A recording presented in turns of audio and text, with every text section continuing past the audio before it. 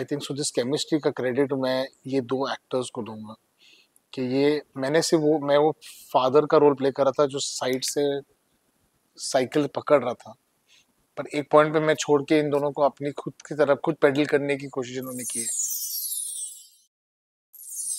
म्हणजे सोशल मीडियावर reels scroll करताना आपल्याला सध्या सगळीकडे सय्यारा चित्रपट या चित्रपटाची अहान आणि अनितची जोडी, त्यांची केमिस्ट्री, या चित्रपटाची गाणी याबद्दलच बोललं जातंय. सगळीकडे याची चर्चा होतीये.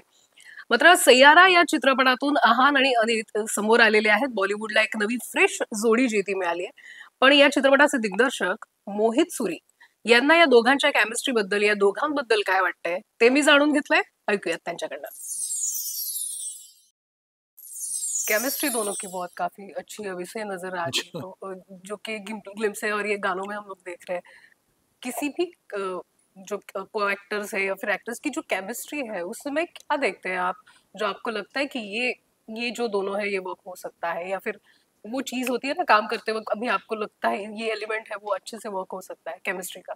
देखिए, ये जितना डायरेक्टर इतना क्रेडिट ले शूटिंग का, कहानी का, वो सब का, वो ठीक है, बट एक मोमेंट आता है जब आप एक्शन बोलते हो और एक्टर्स को अपना काम करना पड़ता है. इट्स ऑलमोस्ट लाइक जब एक बच्चा साइकिल करने की कोशिश कर रहा है, वो डर रहा है और बाप पीछे से साइकिल पकड़ रहा है, पर एक पॉइंट पे आपको साइकिल छोड़ना पड़ता है. That's the point with the director says action, और एक्टर्स को खुद अपना एक्टिंग करना पड़ता है. I think so this chemistry का क्रेडिट मैं ये दो एक्टर्स को दूंगा कि मैं वो फादर का रोल प्ले कर रहा था जो साइड से साइकिल पकड़ रहा था, पर एक पॉइंट पे मैं छोड़ के इन दोनों को अपनी खुद की तरफ खुद पेडल करने की कोशिश इन्होंने की है. तो ये केमिस्ट्री का क्रेडिट मैं इन दोनों को दूंगा, क्योंकि मैं वो मोमेंट क्रिएट कर सकता था और वो केमिस्ट्री इन दोनों को खुद करना पड़ा. And I am very thankful that they such good actors. इनकी कास्टिंग के बारे में क्या प्रोसेस, क्योंकि दोनों को सामने लाना इनकी काम इन दो लोगों ने देखे नहीं है.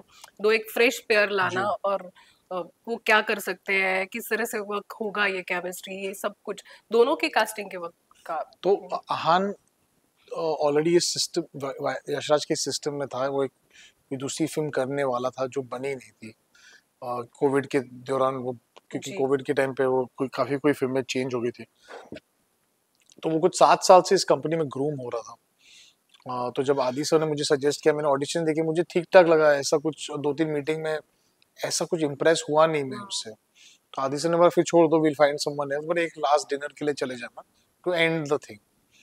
वो लास्ट डिनर पे ऑनेस्टली वो जब मैं बाहर गया था, हम लोग गए थे डिनर के लिए, पर 3 बजे रात तक हम लोग मुंबई में हर जगह घूमते थे.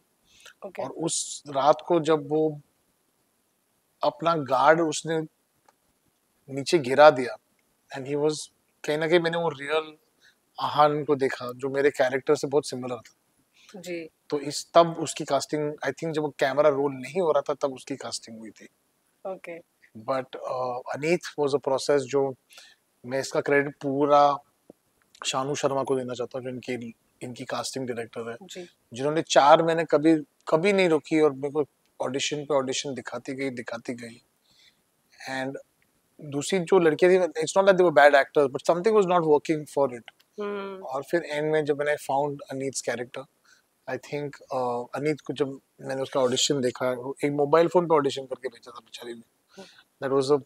that was the most impressive audition I have seen. तो आई थिंक इसका प्रोसेस ऐसा था, but then we still took 5 months to prep and read and stuff like that, क्योंकि उनको मेंटली इस फिल्म में आना